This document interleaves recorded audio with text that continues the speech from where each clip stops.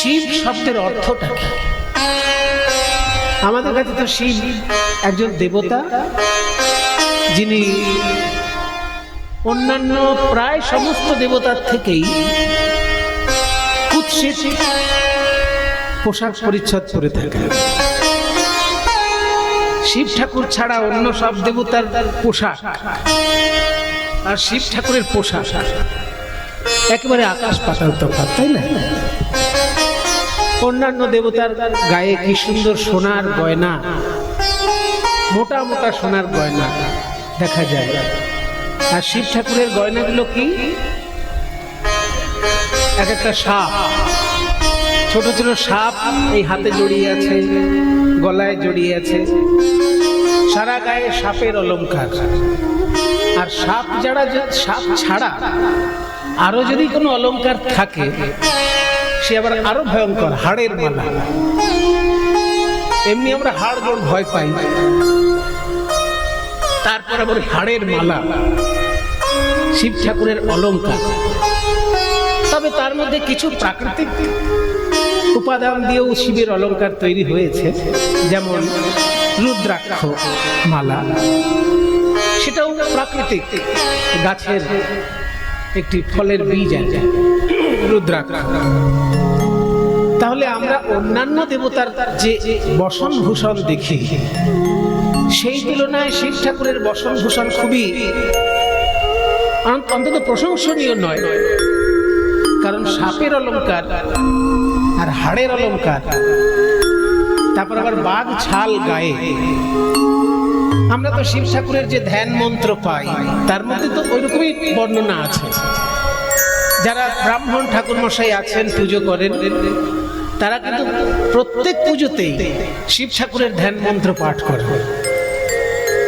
এবং হয় কি, যেহেতু আমাদের সংস্কৃত পড়াশোনা চর্চাটা কমে গেছে, ওই জন্য যে মন্ত্র বলছেন হয়তো নিজেই তার মানেটা বুঝতে পারছেন না, এমন হতে পারে। কিন্তু মুনি ঋষির তৈরি করা মন্ত্র তারা বলছেন, একটু মানে যারা খোঁজ খবর নেবে তাদের আরো ভালো লাগবে। শিব ঠাকুরের ধ্যান মন্ত্রটা আমি একটু আপনাদের সামনে বলছি, সবাই একটু হাত জোড় করুন। সব থেকে ভালো হয় কূর্ম মুদ্রায় হাতটা রাখা, ধ্যানের সময় কূর্ম মুদ্রায় হাত রাখা। ওই যে সামনে একজন ঠাকুর বসে আছেন, উনি বুঝতে পেরেছেন, উনি করে ফেলেছেন অলরেডি। কূর্ম মুদ্রাটা কেমন? শিব ঠাকুরের ধ্যান বা যে কোনো দেবতার ধ্যান যখন করবেন, সেই ধ্যানের সময় একটা ফুলটাকে এই আঙুলগুলো দিয়ে ধরবেন। আমার হাতের দিকে ভালো করে দেখুন সবাই, নাহলে বুঝতে পারবেন না। এই যে 5টা আঙুল, তো এই 5টা আঙুলের মধ্যে বুড়ো আঙুলটাকে সামনে আনুন, করুন সবাই, করুন। বুড়ো আঙুলটাকে সামনে আনুন সবাই। 5টা আঙুলের মধ্যে বুড়ো আঙুলটাকে এরকম সামনাসামনি, মানে 4টে আঙুলের মুখোমুখি করে দিন বুড়ো আঙুলটাকে। করেছেন? এইবার উপরে যে 4টে আঙুল থাকলো তার মধ্যে মাঝখানের 2টো আঙুলকে নামিয়ে দিন। মাঝখানের 2টো দেখুন, আর নামান। হরিণের সিংহের মতন খাড়া হয়ে রইল দুপাশের 2টো আঙুল, আর সামনের মুখটা হরিণের মুখের মতো রইল। ওই জন্য এইটার নাম মৃগশীর্ষ মুদ্রা। মৃগশীর্ষ, হরিণের মাথা। মৃগশীর্ষ মানে হরিণের মাথা। এই যে মৃগশীর্ষ মুদ্রা রইল, একটুখানি ঘুরিয়ে দেবেন এরকম, মানে বুড়ো আঙুলটাকে সামনের দিকে করে দেবেন, তাহলে গোল মতো হয়ে যাবে মুখটা। এইবার বাঁদিকে হাতটার মধ্যে একই রকম ভাবে রাখবেন। বাঁদিকের হাতে মাঝখানের আঙুল 2টো মাঝখানে নিয়ে নেবেন, নিয়ে এইভাবে নিয়ে এই 2টো হাত পাশাপাশি করতে হবে। বাঁদিকে কিন্তু মৃগশীর্ষ মুদ্রা করা যাবে না। বাঁদিকের হাতটায় 3টে আঙুল ছাড়া থাকবে, শুধু মাঝের আঙুল 2টো নামবে। এইরকম বাঁদিকের হাতটা ঝামেলা আছে। সবাই ভাবে ঠাকুর মশাইগুলো কিছুই করে না, শুধু অঙ্গং চম করে পয়সা নিয়ে চলে যায়। কিন্তু এত কিছু শিখতে হয় ঠাকুর মশাইদেরকে, নাচও শিখতে হয়। তবে তারা নাচ হিসেবে নাচ শেখে না, নাচের মুদ্রাগুলো শেখে। যার কাছে পুজো শেখে সেই পূজারী ব্রাহ্মণ এগুলো শিখিয়ে দেয়। এই 5টা আঙুলের মধ্যে উপরের মাঝখানে দুটো আঙুল নামিয়ে দিতে হবে, আর তিনটে আঙুল ছাড়া থাকবে। বুড়ো আঙুল ছাড়া থাকবে, তর্জনী ছাড়া থাকবে, আর কনিষ্ঠা ছোট আঙুল ছাড়া থাকবে। বাঁ দিকের হাতটা এরকম, আর ডান দিকের হাতটা মৃগশীর্ষ মুদ্রা। এই করে দুটো হাতকে একসঙ্গে জুড়ে দিয়ে দেখুন। জুড়ে দেওয়ার পর ডান হাতের বুড়ো আঙুলটা ছেড়ে দেবে। ছেড়ে দিলেই দেখবেন এই যে কচ্ছপের মতো দেখতে হয়ে গেল। ওই জন্য এর নাম হচ্ছে কূর্ম মুদ্রা। মানে এটাও এরকম থাকলো, এটাও এরকম থাকলো। যখন জুড়লেন তখন আগে কেন বললাম না, ফুলটা নেওয়ার জন্য বললাম। প্রথমে মৃগশীর্ষ মুদ্রায় ফুলটা নিয়ে নিতে হবে। যে ফুলটা নিয়ে ধ্যান করবেন সেই ফুলটা এরকম নিয়ে নিতে হবে মৃগশীর্ষ মুদ্রায়। মানে হরিণ ফুল খেয়ে নিল, এইটা ভেবে নিয়ে ফুলটা নিয়ে নিলেন। ফুলটা নিয়ে যখন এই হাতে রাখবেন, ফুলটা ছেড়ে দিলেন, এইবার বুড়ো আঙুলটা সরিয়ে দিলেন, মাঝখানে ফুল থেকে গেল, আর পুরো হাতটাকে কচ্ছপের মতো দেখতে হয়ে গেল। এটার নাম হচ্ছে কূর্ম মুদ্রা। এই কূর্ম মুদ্রা বুকের কাছে রেখে ধ্যান করতে হবে। যে দেবতার পূজা করবেন সেই দেবতার ধ্যান এইরকম ভাবেই করতে হয়। এইবার মন্ত্রটা বলছি।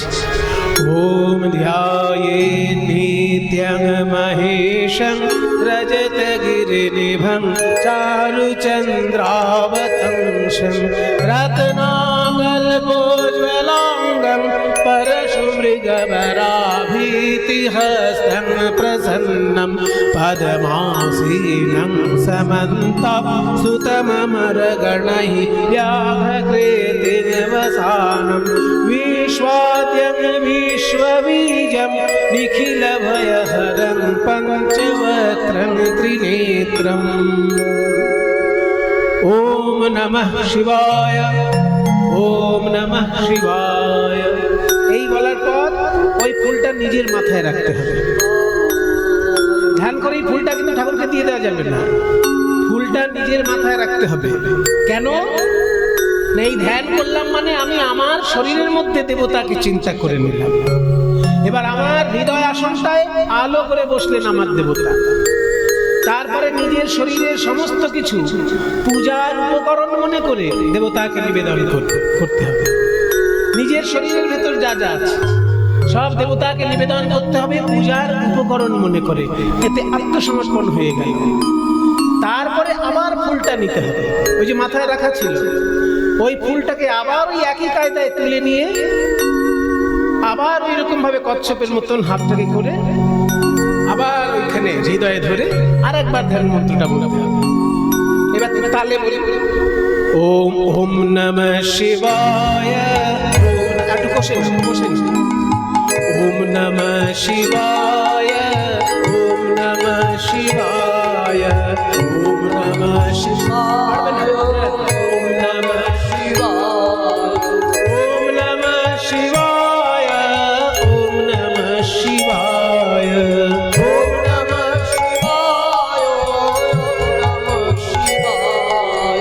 ওম নমঃ শিবায়, ওম নমঃ শিবায়, ওম নমঃ শিবায়, ওম নমঃ শিবায়। ওম ধ্যায়েৎ নিত্যং মহেশং রজতগিরিনিভং চারুচন্দ্রাবতংশং রত্নাকল্পোজ্জ্বলাঙ্গং পরশুমৃগবরাভীতিহস্तं প্রসন্नं পদ্মাসীनं समन्तसुतममरगणैः व्याघ्रकृतिर्वसानं विश्वाद्यं विश्वबीजं निखिलभयहरं पञ्चवक्त्रं त्रिनेत्रं। बोलুন ओम नमः शिवाय। সবাই ओम नमः शिवाय, ओम नमः शिवाय, ओम नमः शिवाय, ओम नमः शिवाय, शिवाय, ओम नमः शिवाय, नमः शिवाय। এটা কিন্তু ঠাকুর মশাইরা পুজো করতে আসলেই বলবেন। সে দুর্গা পুজো হোক, কালী পুজো হোক, আর লক্ষ্মী পুজো হোক, আর সরস্বতী পুজো হোক, যে পুজো হোক, সমস্ত পুজোতেই আগে পঞ্চদেবতার উপাসনা করে নিতে হয়। মনে করুন সরস্বতী পুজো হচ্ছে, কিন্তু সেই সরস্বতী পুজো করতে গেলেও আগে 5 জন দেবতাকে পূজা করে নিতে হবে, তবে আরাধ্য দেবতা সরস্বতী তার পূজা হবে। এই জন্য সনাতন ধর্ম হচ্ছে গণতন্ত্রের ধর্ম। এখানে কারো একজনের দাদাগিরি চলছে না। অন্যান্য ধর্মে একজন দাদাগিরি করছে, কিন্তু সনাতন ধর্ম হচ্ছে গণতন্ত্র। আর গণতন্ত্রটা তো খুব সহজ ব্যাপার নয়। গণতন্ত্রের মধ্যে অনেক ঝুট ঝামেলা আছে, কিন্তু তবুও একজন চা বিক্রেতা একজন প্রধানমন্ত্রী হয়ে যেতে পারে গণতন্ত্রে। সেটা রাজতন্ত্র হলে সম্ভব হবে না, কি তাই না? চা বিক্রেতা প্রধানমন্ত্রী হতে পারে কিনা, সেটা গণতন্ত্রেই সম্ভব। রাজতন্ত্রে কোনোদিন একজন চা বিক্রেতা এসে সিংহাসনে বসে যাবে, এ অসম্ভব। কিন্তু গণতন্ত্রে হতে পারে একজন চা বিক্রেতা একজন প্রধানমন্ত্রী, একজন ফুচকাওয়ালা মুখ্যমন্ত্রী হয়ে যেতে পারে। হয়তো ফুচকা বিক্রি করছে, কিন্তু এমন ভাবে ভোটে জিতলো মুখ্যমন্ত্রী হয়ে যেতেই পারে। এর নাম গণতন্ত্র। তা সনাতন ধর্মে কিন্তু উপাসনার মধ্যেই গণতন্ত্র রয়েছে। কারণ সপ্ত ঋষিকে না ডেকে আপনি প্রাণায়াম করতে পারবেন না। প্রাণায়াম করতে গেলে আগে সপ্ত ঋষিকে আপনাকে ডাকতে হবে, অথচ ঋষিদের সঙ্গে প্রাণায়ামের সম্পর্ক কম। প্রাণায়ামের সম্পর্কটা যোগীদের সঙ্গে সম্পর্ক বেশি। যোগীরা প্রাণায়ামকে উৎসাহিত করেছেন, ঋষিরা কিন্তু খুব বেশি প্রাণায়ামকে উৎসাহিত করেন।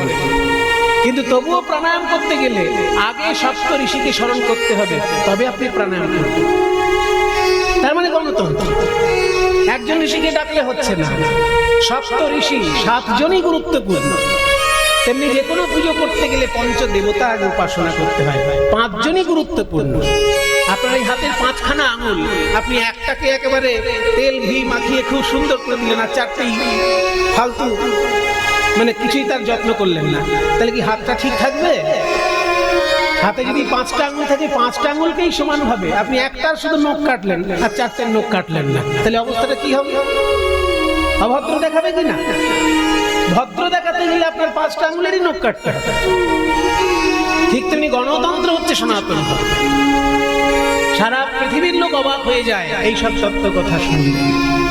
আর অন্যান্য ধর্মে আপনি দেখবেন শুধু একজনের দাদাগিরি, কিন্তু সনাতন ধর্ম হচ্ছে গণতন্ত্র। কারণ 5 জন এখানে সমানভাবে সম্মান পাচ্ছে, এবং সেই 5 জন দেবতার মধ্যে একজন মহিলাও আছে। অন্যান্য ধর্মে আপনি দেখবেন মহিলা খুব একটা উপাস্য নয়, তাই না? অন্য ধর্মে ঈশ্বরের নাম তারা যাই বলুক, সেটা পুরুষ মানুষ, তাকে বাবা হিসেবে সম্মান করা হয়, তাকে প্রভু হিসেবে সম্মান করা হয়, কিন্তু তাকে কখনো মা হিসেবে ডাকা হয়। ইসলাম ধর্মে আল্লাহকে কেউ কোনোদিন মা বলবে? তাকে প্রভু বলতে পারে। মালিক ইয়াউমিদ্দিন, মানে অন্তিম দিনের বিচারের তিনি মালিক। তাহলে মালিক শব্দের অর্থ হচ্ছে প্রভু, তাহলে তাকে প্রভু বলে ডাকা যায়। ইসলাম ধর্মে ঈশ্বরকে প্রভু বলে ডাকা হয়, মা বলে ডাকা হয় না, বাবা বলেও ডাকা হয়। আর খ্রিস্টান ধর্মে ঈশ্বরকে বাবা বলে ডাকা হয়। গড ফাদার ইন হেভেন বলা হয় না? খ্রিস্টান ধর্মে দেখবেন যখন উপাসনা করে তারা গড বলে ফাদার ইন হেভেন এই বলে তারা উপাসনা করে। খ্রিস্টান ধর্ম যারা মানে, তাহলে খ্রিস্টান ধর্মে গডকে বাবা হিসেবে দেখা হচ্ছে, ইসলাম ধর্মে আল্লাহকে প্রভু হিসেবে দেখা হচ্ছে। কিন্তু আমাদের ধর্মে দেখুন, ঈশ্বর হিসেবে বাবাও হতে পারেন, যেমন বাবা ভোলানাথ, মাও হতে পারেন যেমন মা কালী, মা দুর্গা, আবার প্রভুও হতে পারেন ঈশ্বর শ্রীকৃষ্ণ, সবারই প্রভু, আর আমরা সবাই কৃষ্ণের দাস। তার মানে সমস্ত স্বরূপই এই সনাতন ধর্মে আপনি পাবেন। আপনি কোন পথে তাকে ডাকবেন সেটা আপনার রুচির উপরে এবং আপনার শারীরিক ক্ষমতার উপরে নির্ভর করছে। আপনার যেটা রুচি সম্মত মনে হবে আপনি সেই পথেই ডাকতে পারবেন, ফল একই পাবেন, কম বেশি ফলের ব্যাপার না। এই হচ্ছে সনাতন ধর্মের গণতন্ত্র, যেখানে যে কোনো দেবতা পুজো করতে গেলে 5 জন দেবতাকে আগে পুজো করতে হবে, এবং সেই 5 জনের মধ্যে একজন নারীও আছে, তার নাম দুর্গা। 5 জন দেবতা যে পুজো করতে হয়, পুজো করতে বসে সেই 5 জন কে কে? সবার আগে কে? হ্যাঁ, ওনাকে পুজো না করলে উনি অভিমান করবেন। সবার আগে গণেশ, সবার আগে গণেশ। কেন না ওর মাথা কেটে গিয়ে হাতির মাথা বসেছিল, সেই জন্য অভিমান করেছিল মাথায় যদি হাতির মাথা যদি থাকে আমায় তো কেউ মানবে না। তখন সব দেবতা মিলে ঠিক করলো যে তোমার পুজোই আগে হবে। তাহলে গণেশ আগে হচ্ছে। গণেশের পর কে? সূর্য। সূর্য ছাড়া যে যেখানে যতই লাফালাফি করুক জীবন শেষ। এক্ষুনি যদি সূর্য নিভে যায় আপনারা বেঁচে থাকতে পারবেন? সে খ্রিস্টান হোক, মুসলমান হোক, হিন্দু হোক, বৌদ্ধ হোক, কে বেঁচে থাকবে সূর্য ছাড়া? বেঁচে থাকতে গেলে তো অক্সিজেন চাই, আর অক্সিজেনটা তৈরি হচ্ছে কোথায়? গাছের পাতায়। কিভাবে তৈরি হচ্ছে? সূর্যের আলো এসে পড়ছে বলে। হ্যাঁ, সালোক সংশ্লেষ বলে, ফটোসিনথেসিস। তাহলে সূর্যের আলো এসে গাছের পাতায় পড়ছে, তাই অক্সিজেন তৈরি হচ্ছে, আর সেই অক্সিজেন নিয়ে আমরা বেঁচে আছি। তাহলে সূর্য ছাড়া হিন্দুও বাঁচবে না, খ্রিস্টানও বাঁচবে না, মুসলমানও বাঁচবে না, বৌদ্ধ, শিখ কেউ বাঁচবে না। ওই জন্য গণেশের পরেই সূর্যের উপাসনা। সূর্যের পরে কে? বিষ্ণু।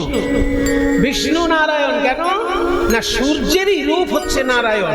সূর্য যখন নারায়ণ সকলের হৃদয়ের মধ্যে প্রবেশ করেছেন, তখন থেকে বিষ্ণু রূপে উপাসনা করা হচ্ছে। কারণ বিষ ধাতুর অর্থ হচ্ছে প্রবেশকারী। বিষ্ণু শব্দের অর্থ প্রবেশকারী। তিনি সকলের হৃদয়ে প্রবিষ্ট আছেন, প্রবিষ্ট রয়েছেন নারায়ণ রূপে। ওই জন্য তৃতীয় পুজোটা নারায়ণ। তাহলে প্রথমে হলো গণেশ, তারপর দীনেশ, তারপর হচ্ছে রমেশ। হ্যাঁ, এগুলো সব এস এস এস দিয়ে বলা যায়। গণেশ, দীনেশ, রমেশ, তারপরে কি আছে? মহাদেব। মহাদেবের নাম হচ্ছে উমেশ। উমা মানে দুর্গা, আর উমার স্বামী যেহেতু শিব ঠাকুর, ওই জন্য শিবের এক নাম উমেশ। তাহলে দীনেশ, গণেশ, রমেশ, উমেশ, আর লাস্টে কে আছে? মা দুর্গা। দুর্গাকে বলা হয় উমা।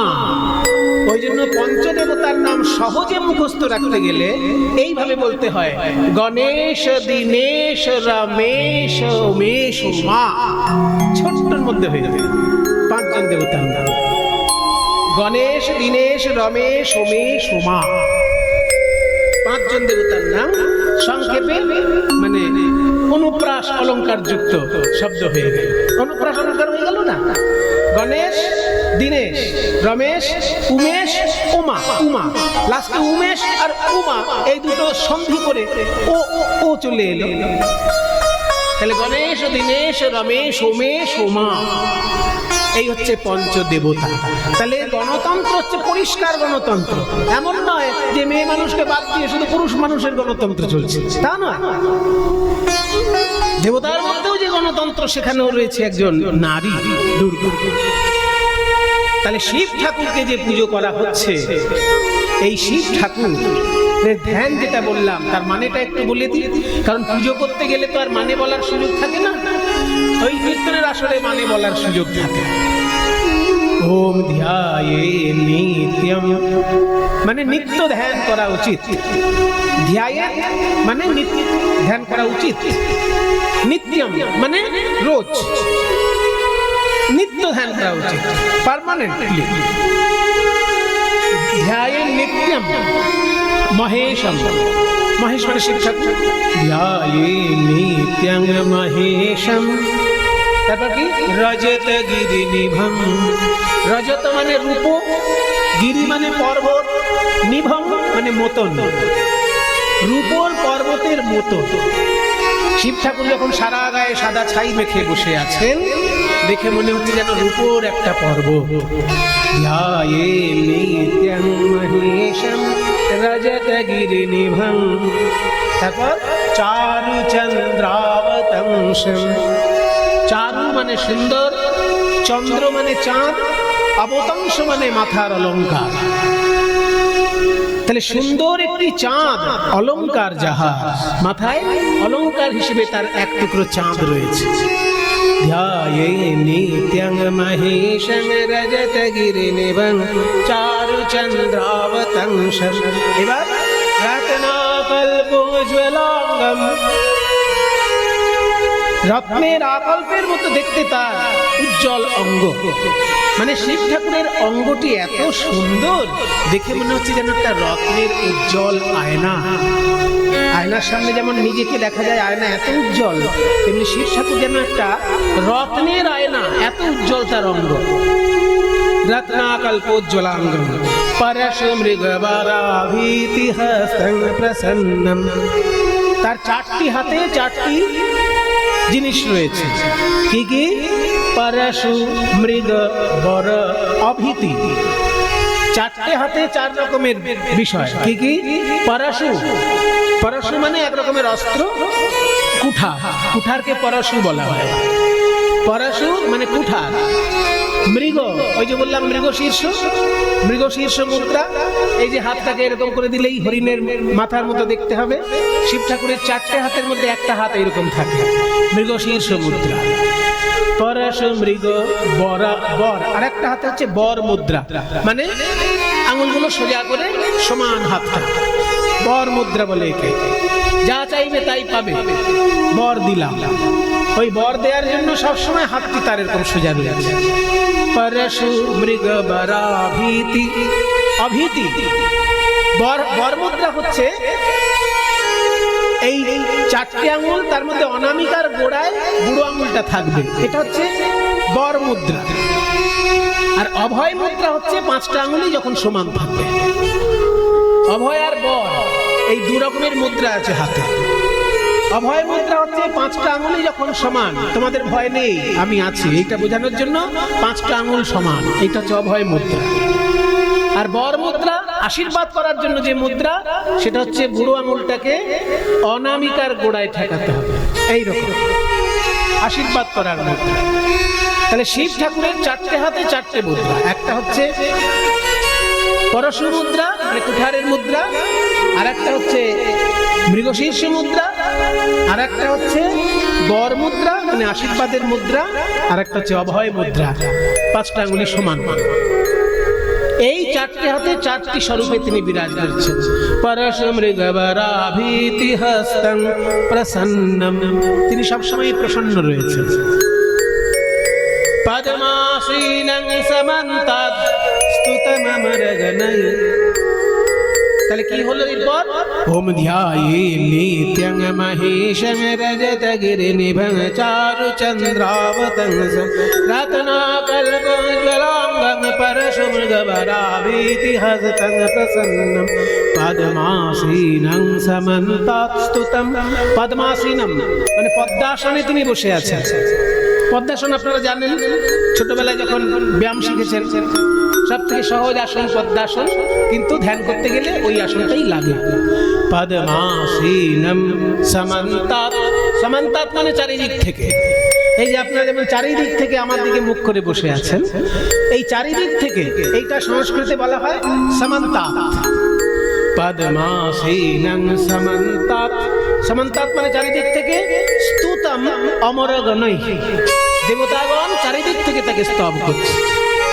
পদ্মাসীনং সমন্তাৎ স্তুতম অমরগণৈ ব্যাঘ্রকৃতিং বসানম।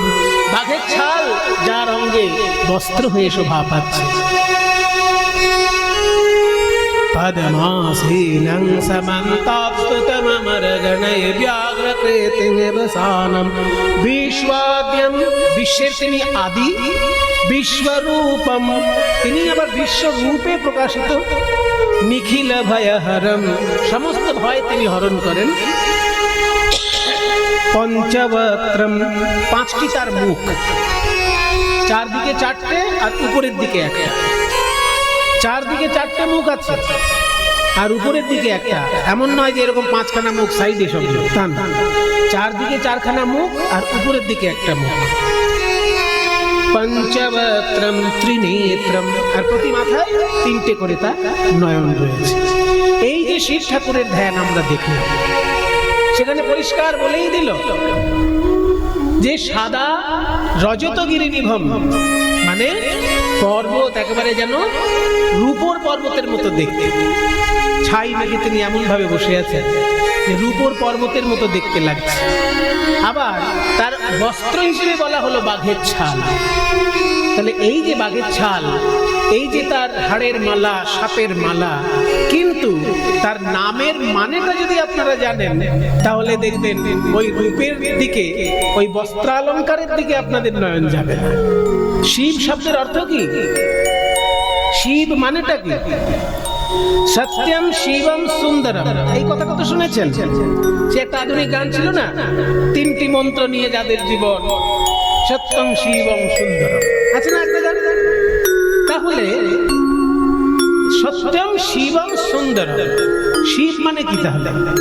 সত্যম মানে তো বুঝলাম ট্রুথ, সত্য মানে ট্রুথ, তাহলে শিব মানেটা কি? কে বললেন দাদা? ওই দেখুন, ওইখান থেকে একজন বলেছেন, দেখেছেন সব চুল পেকে গেছে। জ্ঞানের বহুদিনের জ্ঞান সঞ্চয় হয়েছে, সেই জন্য বলতে পেরেছি। শিব শব্দের অর্থ হচ্ছে মঙ্গল। শিবম মানে মঙ্গলম, তার মানে যার নামটাই মঙ্গল, তাকে ধ্যান করলে তো মঙ্গল হবেই। শিব শব্দের অর্থ মঙ্গল, এটা সবাই আজকে জেনে রাখুন।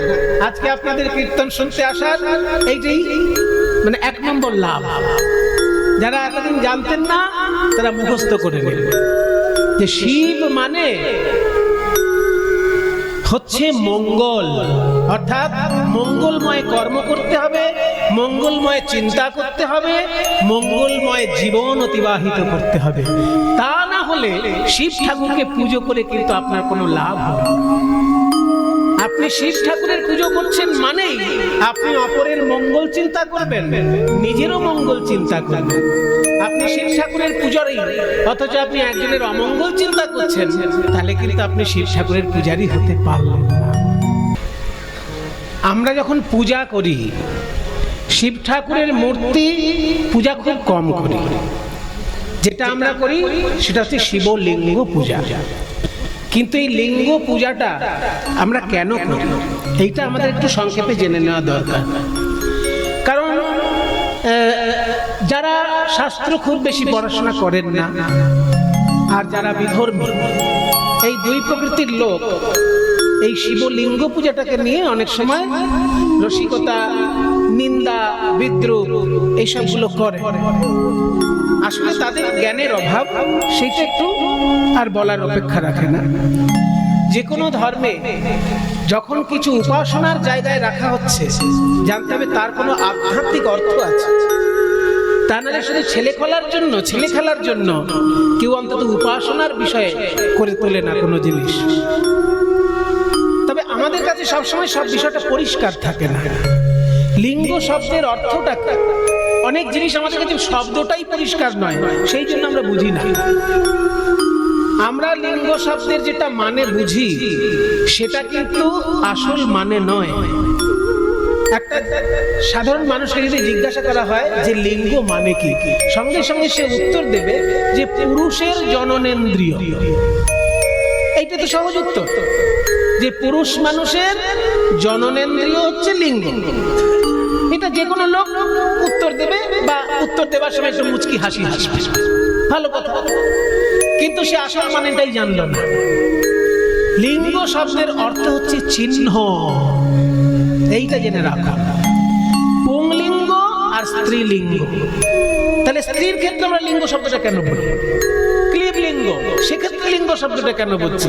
লিঙ্গ মানে যদি শুধু পুরুষের জননেন্দ্রিয় হয়, পুংলিঙ্গ, স্ত্রীলিঙ্গ, ক্লীবলিঙ্গ, তার মানে লিঙ্গ কি? চিহ্ন। যে চিহ্নটা দ্বারা অন্য বিষয় থেকে তাকে আমি আলাদা করছি, সেই চিহ্নটার নাম হচ্ছে লিঙ্গ। আমি যখনই অন্য বিষয় থেকে ঈশ্বরকে আলাদা করছি, অমনি সেটা ঈশ্বর লিঙ্গ হলো। বিশ্বের ঈশ্বর পদার্থ আর জড় পদার্থ। ঈশ্বর পদার্থ মানে সচ্চিদানন্দ বিগ্রহ, আর ঈশ্বর ছাড়া অন্য যা কিছু আছে সেগুলো জড় পদার্থ। ঈশ্বর হচ্ছে চৈতন্য পদার্থ, আর ঈশ্বর ছাড়া যা কিছু আছে সেগুলো জড় পদার্থ। যখন জড় পদার্থের মধ্যে ঈশ্বর পদার্থের সংস্পর্শ ঘটে, তখন জড় পদার্থও চৈতন্যময় হয়ে যায়। যেমন আমার দেহটা হচ্ছে জড় পদার্থ, কিন্তু দেহের মধ্যে একটুখানি আত্মা আছে।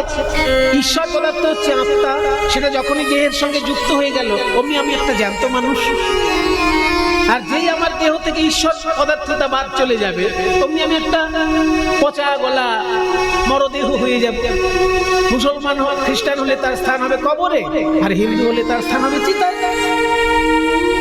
তাহলে যতক্ষণ আমাদের শরীরটার মধ্যে ঈশ্বর পদার্থ খেলা করছে ততক্ষণ পর্যন্ত আমার শরীরটা চৈতন্যময় রয়েছে, অর্থাৎ ঈশ্বরের চিহ্ন মানে লিঙ্গ যতক্ষণ আমার ভিতরে আছে ততক্ষণ আমি সজীব, না থাকলে আমি নির্জীব। ওই জন্য আমরা কিন্তু শিবলিঙ্গ পূজা করি, অর্থাৎ জড় পদার্থ থেকে ঈশ্বর পদার্থ আলাদা বোঝানোর জন্য ঈশ্বর লিঙ্গ বা শিবলিঙ্গ পূজা করা হচ্ছে। এই জন্য লিঙ্গ মানে চিহ্ন, এইটাকে আগে আমাদের বোঝা দরকার। কিন্তু আর এক ধাপে গিয়ে বলা হচ্ছে যে শিব ঠাকুরেরই লিঙ্গ কেন পুজো করা হচ্ছে? তাহলে বিষ্ণুর ক্ষেত্রে কেন বিষ্ণু লিঙ্গ পুজো করা হচ্ছে না, বা অন্যান্য দেবতার ক্ষেত্রে সেটা করা হচ্ছে না? শিব ঠাকুর অনাবৃত অবস্থায় সৃষ্টি তত্ত্ব প্রকাশ করেছেন, সেই জন্য তার লিঙ্গ উপাসনা করা হচ্ছে। সৃষ্টি যেখানে হয় সেখানে কোনো আবরণ চলে না। কিছু মায়েরা মনে করবেন না, একটু তত্ত্ব কথা আলোচনা করছি তো, মায়েরা যেন কিছু মনে করবেন না। যারা আছেন আমাকে সন্তান জ্ঞানে সবাই এখন দেখবেন, আমিও যে কজন এখানে নারী আছে সবাইকে মাতৃজ্ঞানই দিয়েছি। যখন কোথাও সৃষ্টি তত্ত্ব খেলা করে সেখানে আবরণ চলে না। মনে করুন একটি মেয়ে গর্ভবতী হয়েছে, সেই মেয়েটির বাচ্চা হবে। এবার বাচ্চা হবার সময় যখন ডাক্তারের কাছে গেল, হয় ন্যাচারাল হবে তা নাহলে সিজারিয়ান হবে। প্রসব তো দুটোই পথ, হয় ন্যাচারালি হবে তা নাহলে সিজারিয়ান হবে। ন্যাচারালি হোক আর সিজারিয়ানই হোক, সেখানে কোনো আবরণ চলে কি? সৃষ্টি তত্ত্বের ক্ষেত্রে কখনোই আবরণ চলে না। আপনার জন্ম ন্যাচারালি হোক আর আপনার জন্ম সিজারিয়ান হোক, যেভাবেই হোক, যখন জন্মটি আপনার হয়েছে তখন কিন্তু সরাসরি অনাবৃত অবস্থায় আপনি প্রকাশিত হয়েছে। ঠিক তেমনি ভগবানের চিহ্ন, ভগবান শিব ঠাকুর যেহেতু অনাবৃত সত্য প্রকাশ করতে সবসময় ভালোবাসেন, এবং সৃষ্টি তত্ত্বটা মানুষের কাছে যদি উন্মুক্ত না থাকে মানুষও সৃষ্টি তত্ত্ব উপলব্ধি করতে পারবে না। ওই জন্য শিব ঠাকুরের অন্য অঙ্গ বাদ দিয়ে তার সৃষ্টির জায়গাটিকেই উপাসনার অঙ্গীভূত করা হয়েছে। যখন ব্রহ্মা আর বিষ্ণুর মধ্যে কে বড় কে ছোট, এটা নিয়ে একটা দ্বন্দ্ব তৈরি হয়েছে, যে ব্রহ্মা বড় না বিষ্ণু বড়। এইটা চিন্তা করে তারা শিবের কাছে গিয়ে বলে যে তুমি ঠিক করে দাও আমাদের মধ্যে কে বড়। তখন শিব ঠাকুর বললেন যে তোমরা দুজনই গভীরভাবে ধ্যানে ডোবো, তারপরে তাকাও। যখন গভীরভাবে ধ্যানে ডুবার পর তাকালেন, দেখলেন বিরাট এক জ্যোতি স্বরূপ লম্বা হয়ে উপরে উঠে গেছে আর গভীর নিচে চলে গেছে। তার কোনো আদিও দেখা যাচ্ছে না, অন্তও দেখা যাচ্ছে না। তার মানে কোথায় শুরু আর কোথায় শেষ এটা দেখা যাচ্ছে না। একটা জ্যোতি, বিরাট বড় স্তম্ভের মতো একটা জ্যোতি, উপরের দিকেও শেষ নেই নিচের দিকেও শেষ নেই। এই বিরাট বড় জ্যোতি স্বরূপ দেখে বললেন যে তোমরা দুজন দুদিকে যাও, যদি কখনো এটার শেষ দেখতে পাও তবে জানবে তার থেকে তুমি শ্রেষ্ঠ। একদিকে বিষ্ণু গেলেন, একদিকে ব্রহ্মা গেলেন, ওই জ্যোতির অন্ত কোথাও করতে পারলেন না। সেই জন্য শিব ঠাকুর ওই দীর্ঘ এক লম্বা জ্যোতির্লিঙ্গ রূপে প্রকাশিত হয়েছিলেন বলে সর্বত্র তার লিঙ্গ পূজা করা হয়। এটা আসলে জ্যোতির্লিঙ্গ। অত বড় জ্যোতির্লিঙ্গ আমরা পুজো করতে পারি না, তাই তার সংক্ষিপ্ত রূপ পাষাণময় বা মৃত্তিকাময় আমরা শিব পূজা করে থাকি।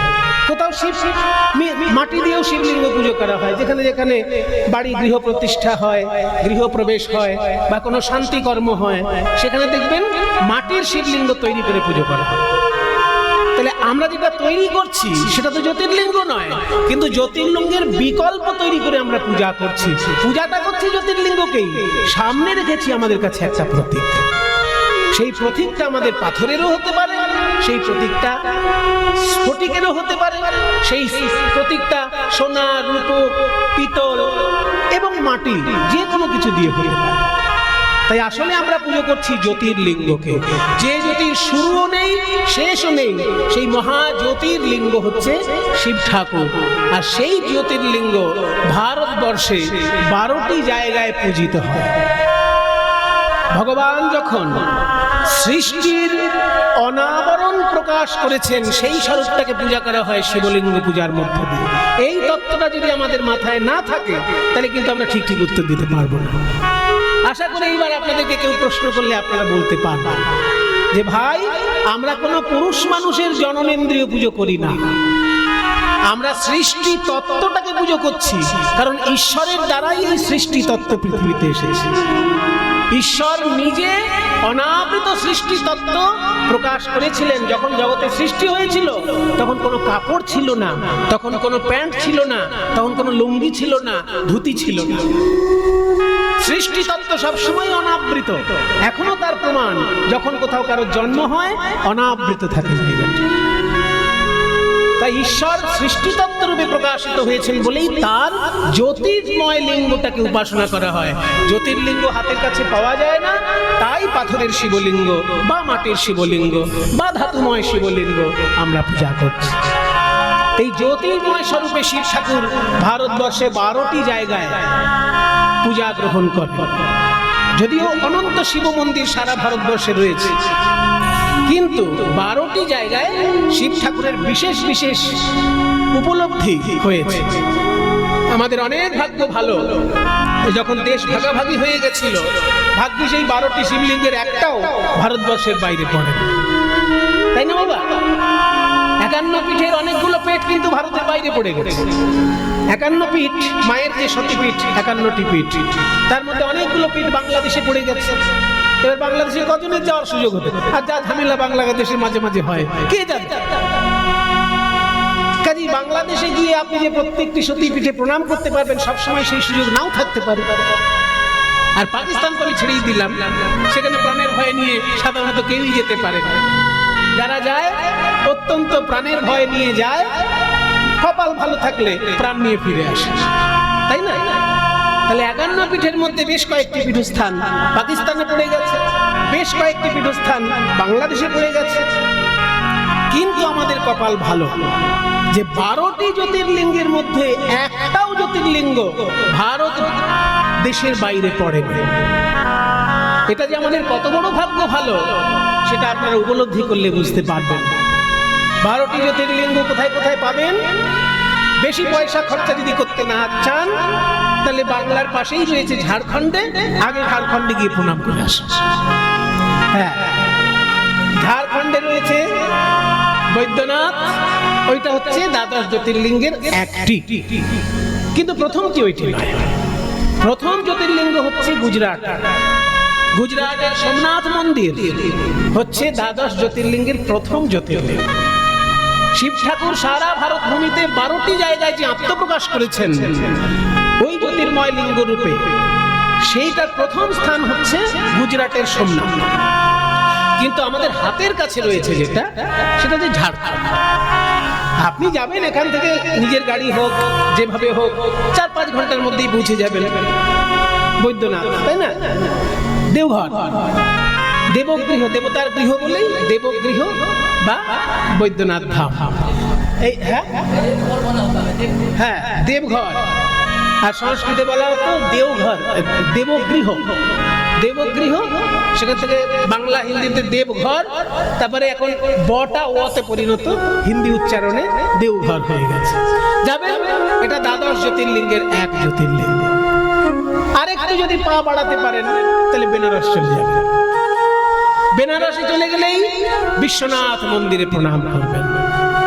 আজকে শিব ঠাকুরের মন্দিরের প্রতিষ্ঠা উপলক্ষে যিনি এই কীর্তনের দায়িত্ব গ্রহণ করেছেন বা মন্দির যিনি পুনঃপ্রতিষ্ঠা করিয়েছেন, তার নামটাও বিশ্বনাথ, বিশ্বনাথ গুপ্ত মহাশয়।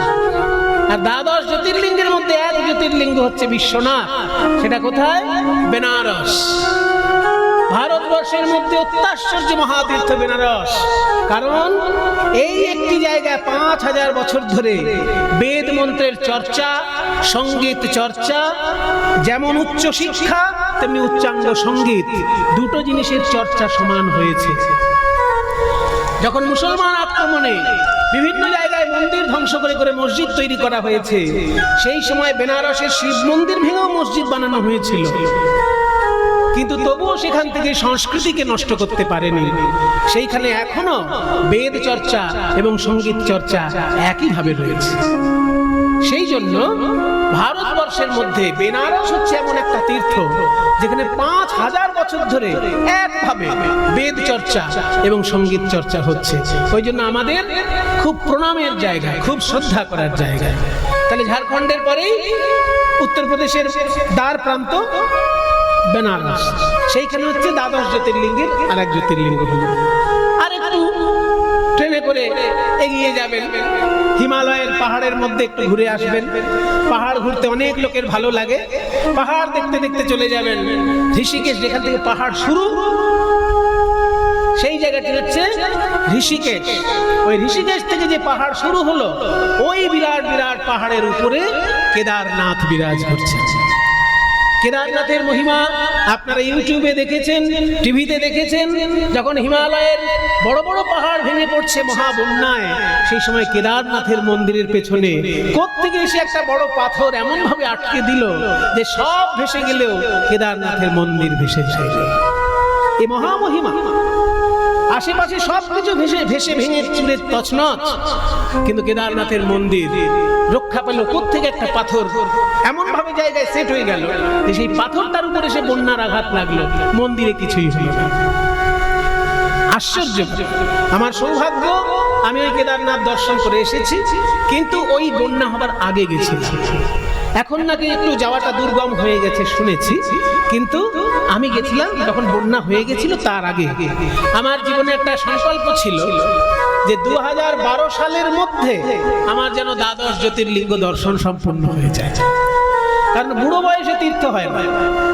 বুড়ো বয়সে আপনি কোটিপতি হয়ে ঘরের মধ্যে এসি ঘরে বসে থাকবেন আর হাঁপাবেন, কিন্তু তীর্থ হবে না। তীর্থ করতে গেলে আপনাকে 30 বছর থেকে শুরু করে দিতে হবে। হ্যাঁ, প্রথম জীবনে পারবেন না, কারণ প্রথম জীবনে তো ইনকাম করেন না, বাপের হোটেলে বসে খাচ্ছেন। কি করে ঘুরবেন আপনি ভারত? ইনকাম করা শুরু করুন, ইনকামের 40% জমান আর 60% খরচা করে। যদি আপনি অল্প ইনকাম করেন, ইনকামের একটা সিস্টেম আছে, যদি আপনি অল্প ইনকাম করেন তাহলে 60% খরচা করুন আর 40% জমান। আর যদি বেশি ইনকাম করেন তাহলে 20% খরচা করুন, 80% জমান। জমাতে জমাতে এমন জায়গায় চলে যান যাতে মনের আনন্দে সারা ভারত ভূমিটা ভালো করে দর্শন করতে পারেন। পৃথিবী দেখবেন, এই কথা আমি বলতে চাই না, কারণ সেটা আরো খরচা সাপেক্ষ, আরো কঠিন ব্যাপার, না হলেও চলবে। কিন্তু ভারতের দ্বাদশ জ্যোতির্লিঙ্গ আর 51 পীঠের যে কটা পীঠ ভারতে আছে আর 4 ধাম, এগুলো অন্তত জীবনে কমপ্লিট করে রাখা হচ্ছে। তাই আমার টার্গেট ছিল যে 2012 সালের মধ্যে যেন 12 জ্যোতির্লিঙ্গ দর্শন সম্পূর্ণ করতে পারি। তো 8 সাল থেকে শুরু করেছিলাম, 2008 সাল থেকে 2012 সালের মধ্যে দ্বাদশ জ্যোতির্লিঙ্গ আমার দর্শন হয়েছে। তাই কেদারনাথ যখন দর্শন করতে গেছিলাম হিমালয়ে, দেখে এসেছি। মাকে সঙ্গে নিয়ে গেছিলাম, মাকেও সেইখানে দর্শন করিয়েছি। তাহলে 3টে হয়ে গেল। ঝাড়খণ্ডে একটা, উত্তরপ্রদেশের দ্বার প্রান্তে একটা, আর উত্তরপ্রদেশ পেরিয়ে গিয়ে হ্যাঁ হিমালয়ের পাহাড়ের মধ্যে কেদারনাথ হয়ে গেল। এইবার ওখান থেকে চলে আসবেন গুজরাট, বা বাড়ি থেকে গুজরাট যাবেন। এক বছরে এক একটা করবেন, তাহলে সুবিধা হবে। আপনি 12 বছর টার্গেট রাখুন যে 12টা বছরে আমি 12 জ্যোতির্লিঙ্গ সম্পূর্ণ করব। এটা করলেও দেখবেন 12 বছরের আগেই হয়ে যাবে। কারণ আপনি যখনই বেনারসে যাবেন, যাবার পথে তো আপনি দেওঘরে প্রণামটা সেরে যেতে পারেন, তাহলে একবারে দুটো হয়ে যাবে। এই জন্য বলছি 12 বছর আগেই হয়ে যাবে, টার্গেটটা রাখুন। তা গুজরাটে গেলে আপনি 2টো জ্যোতির্লিঙ্গ দর্শন করতে পারবেন। একটা হচ্ছে যেটা বললাম দ্বাদশ জ্যোতির্লিঙ্গের প্রথম জ্যোতির্লিঙ্গ সোমনাথ মন্দির, এবং এই সোমনাথ মন্দির একেবারে সমুদ্রের ধারে, খুব সুন্দর দেখতে। আগে যে পুরনো সোমনাথ মন্দির ছিল সেটা তো ভেঙে চুরে দিয়েছিল সুলতান মাহমুদ। হ্যাঁ, গজনির সুলতান মাহমুদ গজনি থেকে এসে লুণ্ঠন করার জন্য ভারতের তখন মন্দিরে এত সোনা গয়না থাকতো যে মন্দিরটাকে লুট করার জন্য এসেছিল কোথাকার গজনি। মানে আফগানিস্তান পেরিয়ে ইরান পেরিয়ে ইরানের শেষ মাথায় গজনি, সেই জায়গা থেকে ঘোড়া টোড়া নিয়ে এসেছে লুণ্ঠন করার জন্য। এতখানি তারা লুটেরা। তো সেই গজনির সুলতান সেখান থেকে এসেছিলেন সোমনাথ মন্দিরে, 17 বার লুট করেছে তবু শেষ করতে পারে। আর শেষবারে যাওয়ার সময় মন্দিরটা ভেঙে দিয়ে গেছে। তো সেই ভাঙা মন্দিরটি এখনো রাখা আছে, দর্শন করা যায় ভাঙা মন্দিরটি। তার পাশে ভারত সরকার বিরাট বড় মন্দির তৈরি করে দিয়েছে, সোমনাথের মন্দির। আপনারা দর্শন করবেন, খুব সুন্দর সোমনাথ মন্দির। হ্যাঁ, নয়নাভিরাম দৃশ্য সমুদ্রের ধারে গুজরাট। আর ওই গুজরাটেই আরেকটি জায়গা আছে নাগেশ্বর মন্দির। গুজরাটেই নাগেশ্বর, তাহলে দুটো জ্যোতির্লিঙ্গ গুজরাটে হয়ে গেল। এইবার চলে আসবেন ভারতের মাঝখানে মধ্যপ্রদেশ। মধ্যপ্রদেশে পাবেন দুটো জ্যোতির্লিঙ্গ, একটা হচ্ছে মহাকালেশ্বর আর একটা হচ্ছে ওঙ্কারেশ্বর। ওঙ্কারেশ্বর মন্দিরটা নর্মদা নদীর একদম মাঝখানে। মানে নর্মদা নদীটা বয়ে যাচ্ছে, নদীর মাঝখানে একটা পাহাড়, সেই পাহাড়টার মাথায় ওঙ্কারেশ্বরের শিব মন্দির।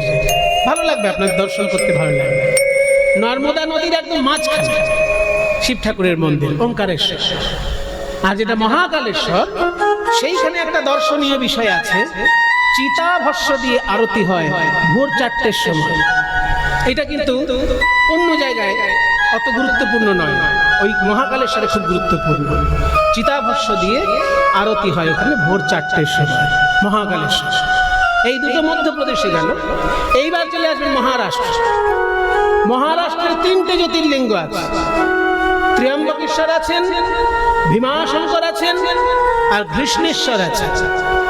যারা জ্যোতির্লিঙ্গ দেখতে ভালোবাসে না, অনেক লোকই আছে যারা ধর্ম কর্ম ভালোবাসে না কিন্তু ঘুরতে ভালোবাসে, সেই সব লোকের উদ্দেশ্যে বলছি, যখন অজন্তা ইলোরা বেড়াতে যাবেন ওইখানে কৃষ্ণেশ্বর মহাদেবের মন্দিরটাকে একটু প্রণাম করে চলে আসবেন। ফ্রিতে আপনি পেয়ে গেলেন পুণ্য, কারণ আপনি তো মন্দির দেখতে যাননি, আপনি বেড়াতে গেছেন অজন্তা ইলোরা। কিন্তু ওখানে আছেই যখন, একটু দেখে প্রণামটা সেরে নেবেন, বিনা পয়সায় পুণ্য পেয়ে গেলেন। আবার অজন্তা ইলোরার কাছেই কৃষ্ণেশ্বর মহাদেব মন্দির রয়েছে, ওই দ্বাদশ জ্যোতির্লিঙ্গের একটি। তাহলে 3টে জ্যোতির্লিঙ্গ হলো মহারাষ্ট্র, ওই জন্য মহারাষ্ট্রে এত শিব ভক্ত। 3টে জ্যোতির্লিঙ্গ, আর কোন স্টেটের মধ্যে 3টে জ্যোতির্লিঙ্গ আপনি পাবেন। বলতে গেলে কি, মহারাষ্ট্রে জ্যোতির্লিঙ্গ 5খানা আছে। এই যে বৈদ্যনাথ ঝাড়খণ্ডে, এটা ছাড়াও আরেকটা বৈদ্যনাথ মহারাষ্ট্রে আছে। ওই যে বললাম নাগেশ্বর গুজরাটে, ওই আরেকটি নাগেশ্বর মহারাষ্ট্রেও আছে। আমি যখন দর্শনে বেরিয়েছিলাম মহারাষ্ট্রের 5টি জ্যোতির্লিঙ্গই দর্শন করেছি। কোনটা আসল কোনটা নকল অত আমার বোঝার দরকার, শুনতে পেলেই প্রণাম করব।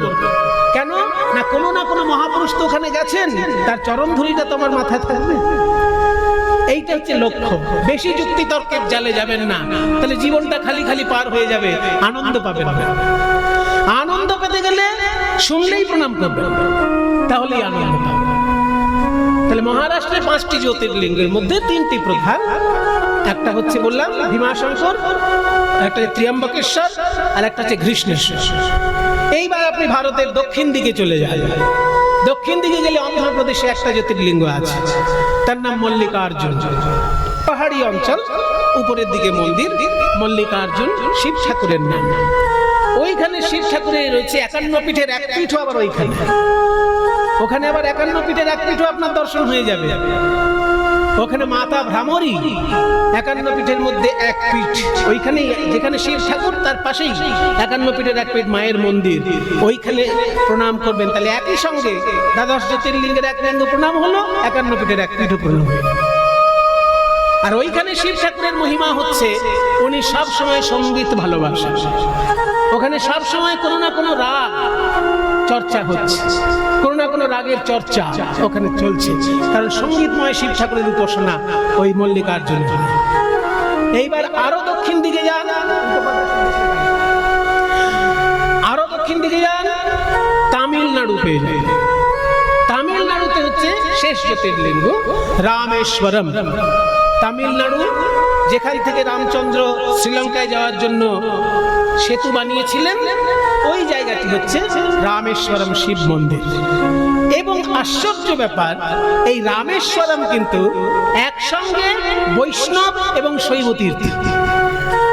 কারণ রামেশ্বরের শিবের মাথায় যদি কেউ গঙ্গা জল ঢালতে পারে, আপনারা যাবার সময় এখান থেকে গঙ্গা জল নিয়ে যাবেন, আর যদি নিয়ে যেতে না পারেন ওখানে গঙ্গা জল বিক্রি হয়, কিনে নেবেন, গঙ্গা জল বিক্রি হয় ওখানে। গঙ্গা জল যদি রামেশ্বরের শিবের মাথায় কেউ ঢালতে পারে, শাস্ত্রে বলা হয়েছে ওটা বিষ্ণুর পাদ পদ্মেও গঙ্গা জল দেওয়ার সমতুল্য হয়ে যায়। কারণ সারা ভারতবর্ষে বিষ্ণুর 4টি সেবা প্রধান। এক জায়গায় অন্ন সেবা, এক জায়গায় বস্ত্র সেবা, এক জায়গায় জল সেবা, আর এক জায়গায় তুলসী সেবা।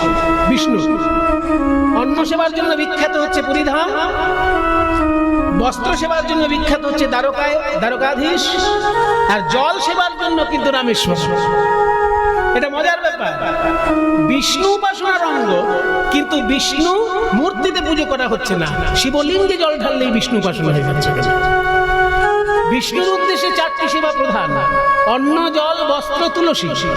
অন্ন হচ্ছে পুরীধাম, বস্ত্র হচ্ছে দ্বারকা, আর জল হচ্ছে রামেশ্বরম। গঙ্গা জল নিয়ে গিয়ে রামেশ্বরের শিবের মাথায় ঢাললেই বিষ্ণুকেও দেওয়া হবে।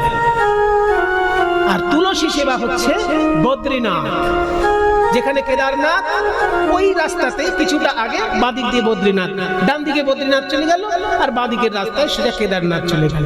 কেদারনাথ আর বদ্রীনাথ একই লাইনে, ঋষিকেশ থেকে যেতে হবে। হ্যাঁ, হরিদ্বার ঋষিকেশ থেকে যেতে হবে। বদ্রীনাথ আর কেদারনাথ একই, বদ্রীনারায়ণ।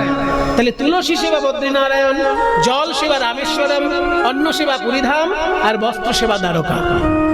এই 4টে জায়গা।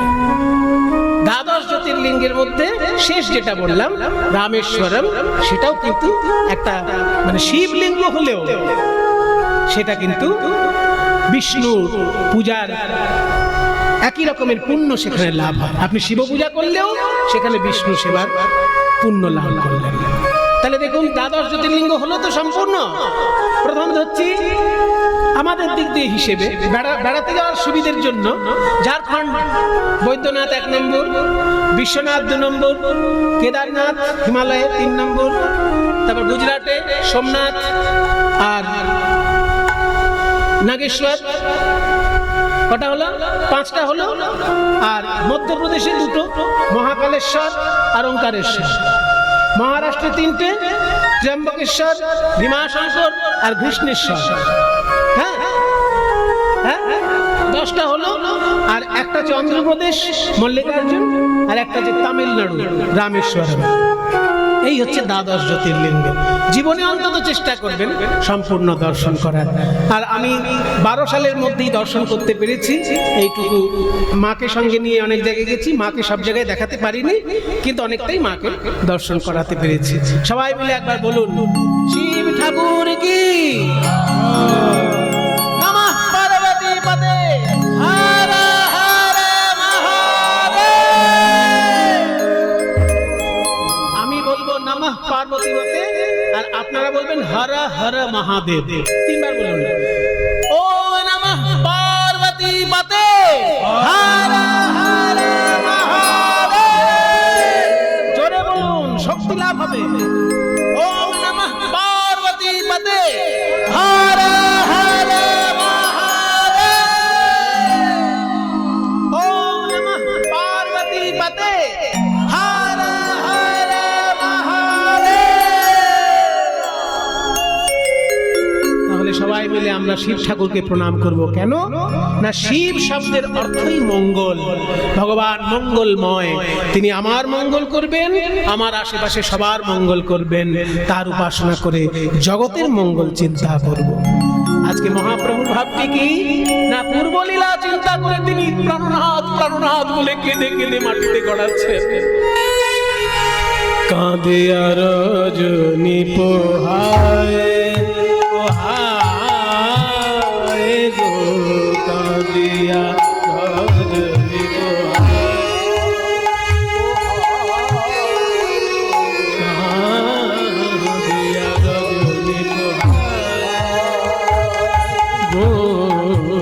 গম্ভীরা ভিতরে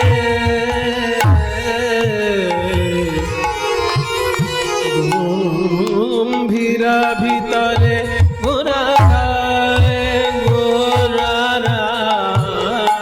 গম্ভীরা ভিতরে গোরা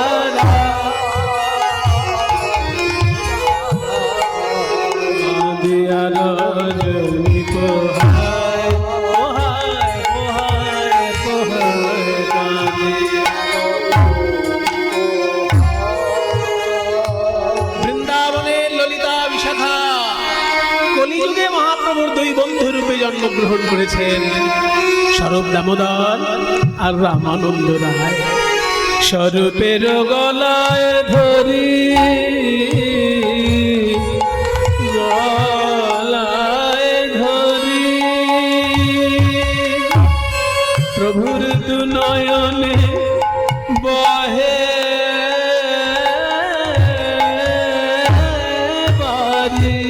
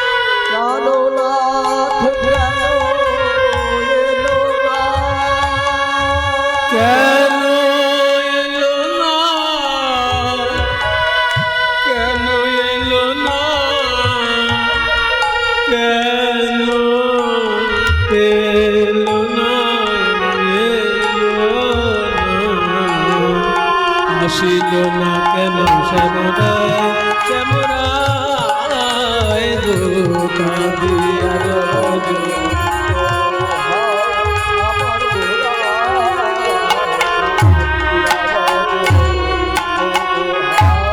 স্বরূপের কণ্ঠ ধরি কহে বচন, বলে কোথা মোর প্রাণনাথ, কহে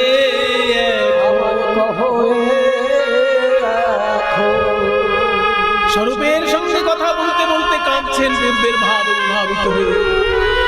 এমন সময় একটা সাধারণ লোক প্রতিদিন যা করে আজকেও তাই করছে, সমুদ্রে স্নান করে জগন্নাথের মন্দিরে প্রণাম করে বাড়িতে গিয়ে দুটো খাবার খেয়ে কাজে চলে যায়। অতি সাধারণ একটা লোক, কিন্তু যখন সমুদ্রে স্নান করে জগন্নাথ মন্দির পর্যন্ত যায়, এই 2 কিলোমিটার রাস্তা কারোর সঙ্গে কিন্তু কথা বলে না, কৃষ্ণ নাম করতে করতে যায়। জানে 24 ঘন্টার মধ্যে আমি কাজে ব্যস্ত হয়ে যাব, ঠাকুরের নাম করার সময় পাবো না। তাই সমুদ্র স্নান আর জগন্নাথের মন্দিরে প্রণাম, এই 2 কিলোমিটার রাস্তায় এই সময় আমি কাউকে দেব না, আমি শুধু ঠাকুরের নাম করব। তাই কৃষ্ণ নাম করতে করতে যখন যাচ্ছে সাধারণ লোক, ওই রাস্তার ধারেই মহাপ্রভু যে মন্দিরে বাস করতেন সেই মন্দির রাধাকান্ত মঠ বা গম্ভীরা মঠ। কৃষ্ণ নাম আজকে একটু উচ্চস্বরে হয়ে গেছে ওই সাধারণ লোকটির, আর তাই শুনে মহাপ্রভু ঘর থেকে বেরিয়ে এলেন। উন্মাদের প্রায় গোরা ছুটি ছুটি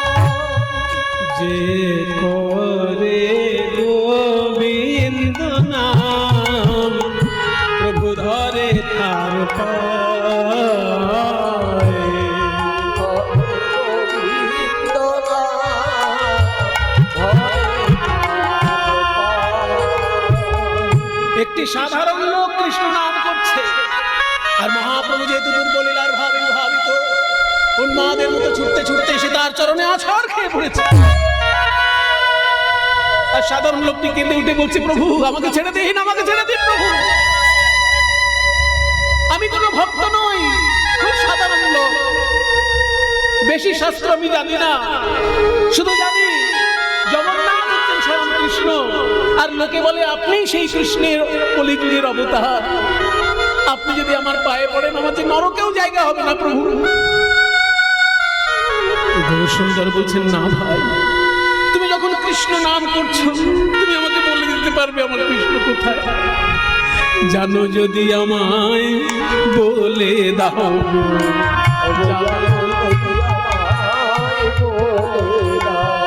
আমি কোথায় গেলে পাবো তারে, জানো যদি আমায় বলে দাও,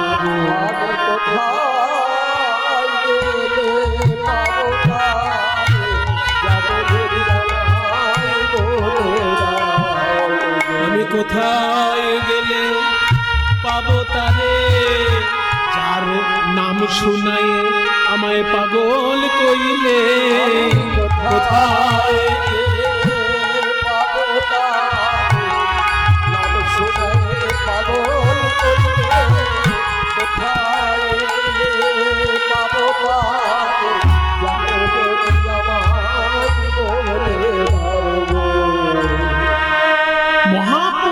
সাধারণ লোক তার পায়ে হাত দিয়ে কেন কাঁদছে কেউ বুঝতে পারছে না।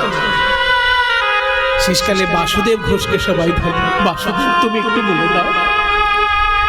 বাসুদেব বলছে, দাঁড়াও একটু ভেবে নিয়ে। আসলে মহাপ্রভু ওই যে সাধারণ লোকটির পায়ে হাত দিয়ে কাঁদছেন, মহাপ্রভু আজকে মহাপ্রভু নেই, উনি আজকে ভাবে বিভোর হয়ে গেছেন রাধারানী। আর যে লোকটি কৃষ্ণ নাম করছে তাকে মহাপ্রভু নারদ মুনি ভাবছেন। একদিনকে নারদ বিনা বাজাতে বাজাতে কৃষ্ণ নাম করতে করতে বৃন্দাবনে এসেছিল। সেই সময় রাধারানী ওই নারদ মুনির কাছে কৃষ্ণ কৃষ্ণ বলে কেঁদে উঠেছিলেন। তাই দেখে নারদ মুনি রাধা কৃষ্ণের মিলন ঘটানোর জন্য প্রভাস তীর্থে কৃষ্ণকে দিয়ে যজ্ঞ করিয়েছিলেন, আর সেই যজ্ঞে রাধা কৃষ্ণের মিলন হয়েছিল। আজকে সেই লীলা মহাপ্রভুর হৃদয় উদয় হয়েছে, তাই ওই সাধারণ লোকটিকে নারদ মুনি মনে করে মহাপ্রভু আজকে কাঁদছেন। এত বলি গোরা চাঁদের লোরে নয়ান ভাসে, আজ প্রভাস পড়ল মনে, কহে বাসু প্রভাস পড়ল মনে, কহে বাসু ঘোষে রে প্রভাস পড়ল।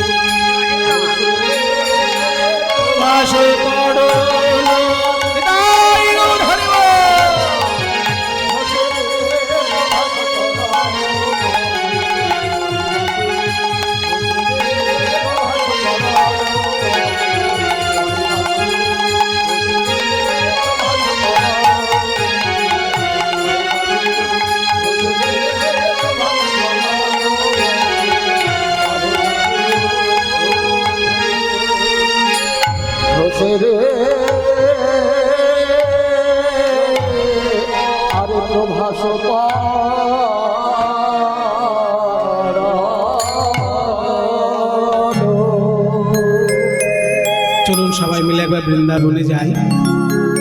বন্দে নন্দ ব্রজ স্ত্রীণাম আদরেণ মভিষিক্ষ দাসাভরি পুনাতি ভুবন বন্দে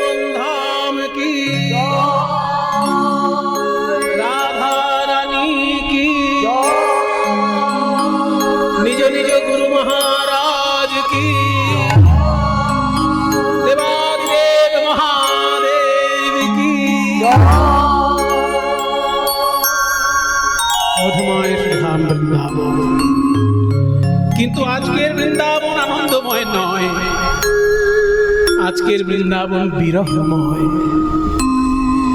শত বছর ধরে রাধারানী কাঁদছেন আর শুধু আশায় বুক বেঁধে আছেন। বলছেন এখনো তখনো করি দিবস গোয়ায়ন, দিবস দিবস করি মাসা মাসা মাসা করি পরীক্ষ। বছর চলে যাচ্ছে, মাসা মাসা করি বরিখ গোয়ায়ন, ছোড়ন জীবন কি আশা। কিন্তু তবু প্রাণনাথের আশা তো ছাড়া যায় না। নিশ্চয়ই কোনো না কোনো দিন আমার কৃষ্ণ আসবে, সেই আশায় বুক বেঁধে রাধারানী কাঁদছে। কাছে কৃষ্ণ নেই, তাই কৃষ্ণের কাছে কিছু বলার ইচ্ছা হয়েছে রাধারানীর। নিজে হাতে শ্রীকৃষ্ণের চিত্র অঙ্কন করে সেই চিত্রের কাছে দুঃখ নিবেদন করছে। নরম মাটির উপরে ছোট্ট একটা পাথরের টুকরো দিয়ে কৃষ্ণের ছবি আঁকছে। পদাবলী বলছে, কৃষ্ণ কৃষ্ণ বলে কাঁদে বাহু তুলি বলে, বধূ গেল কোথা। মৃত্তিকায় উপরে মূরতি আঁকিয়া তার শনে কহে কথা। বড় ঠুকি তার আরে কিবা কৃষ্ণ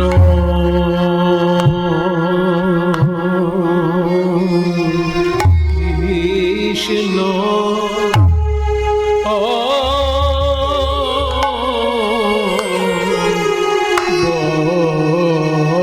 বলি কৃষ্ণ বলি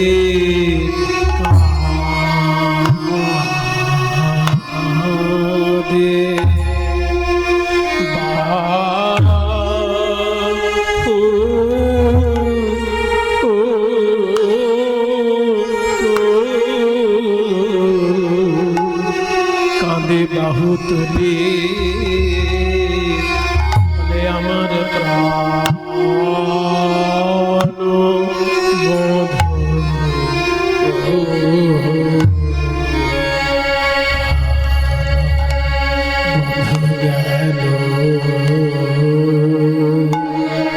গেল কোথা।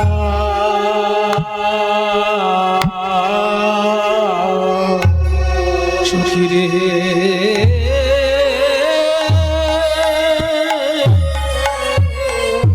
একবার তারে দেখা, আহারে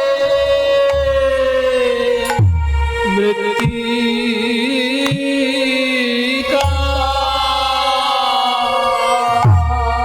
মৃত্তিকায় পরে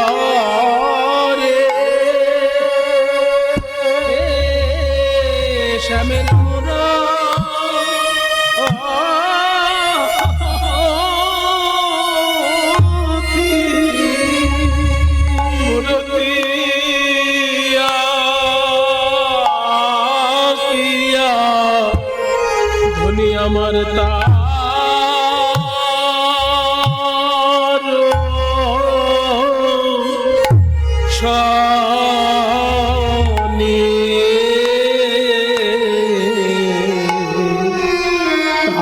তার সাথে কহে কথা আমার কত নাই অন্তরে ব্যথা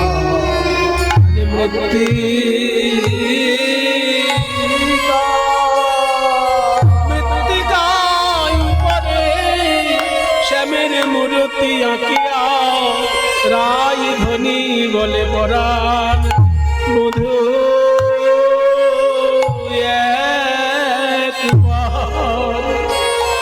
একবার কথা কও হে আমি অনেক দিন তো শুনি নাই হে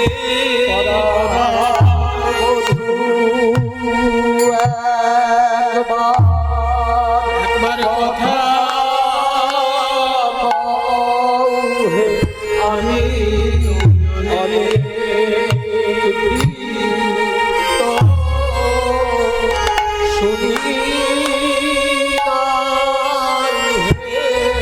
পরাণ বধূ হে বলো বলো একবার কথা বলো একবার কথা তোমার কথা তো কথার কথা নয়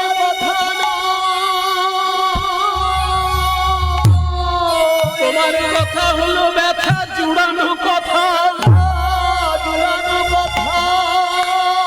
তব কথা অমৃতম তপ্ত জীবন কবি ভিড়িতম কলমশ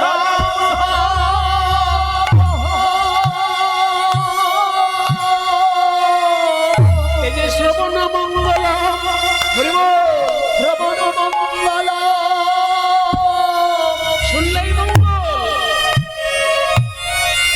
হরি কথা এমন কথা শুনলেই মঙ্গল আমি যদি কোনো ছাত্রকে বলি পড়াশোনা করো পরীক্ষায় পাশ করবে পড়াশোনা করো পরীক্ষায় পাশ করবে এটা শুনে শুনে কেউ পরীক্ষায় পাশ করবে যদি শোনার পর পড়াশোনাটা করে তবে পরীক্ষায় পাশ করবে কিন্তু হরি বলো হরি বলো হরি বলো ভাই এইটা শুনে যদি কেউ হরি নাও বলে তার শুনলেই মঙ্গল হয়ে যায় মঙ্গল হয়ে যায় আর হরি বল বললে একবার প্রেম লাভ করে আর হরি বলে যদি কারোর নয়ন ঝরে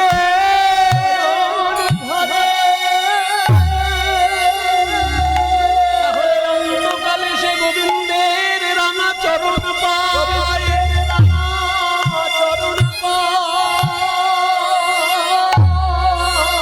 তাই তোমার কথা তো কথার কথা নয় শ্রবণ মঙ্গলম শ্রীমদাততম ভুবি গৃণন্তি তে ভুরিদা জনা প্রাণবধূ হে আমি অনেক দিন তো শুনি নাই পরাণ বধূ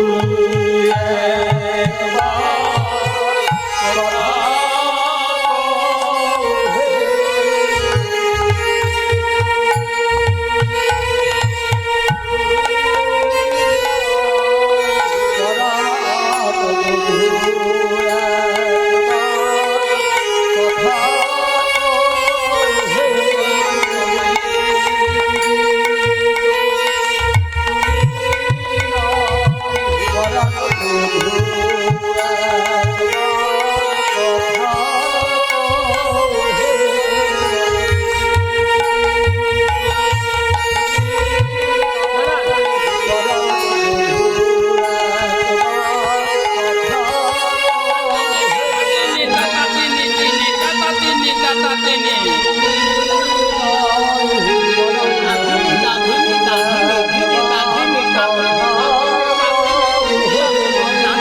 তাধিনি দাধিনি ধিনি দাধিনি তাধিনি তাধিনি তাধিনি ধিনি তাধিনি তাধিনি দাধিনি দাধিনি ধিনি দাধিনি তাধিনি তাধিনি তাধিনি ধিনি धा तेरे तेरे खड़े दाग तेरे खड़े घिने ने खड़े दाग तेरे खड़ा ता तेरे तेरे खड़े दाग तेरे तेरे घिने ने खड़े दाग तेरे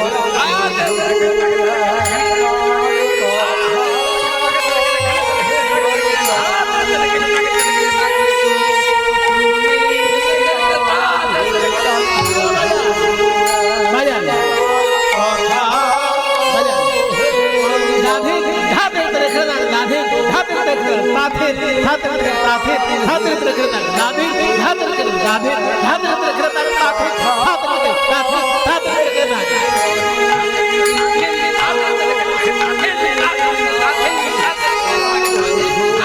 ताथे धा तेरे खड़े दाग ताथे धा तेरे ताथे धा तेरे खड़े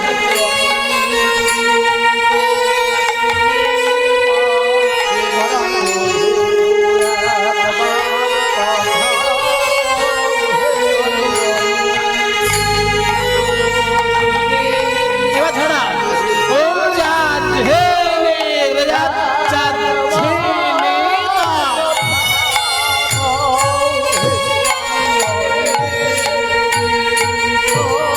কথা কহে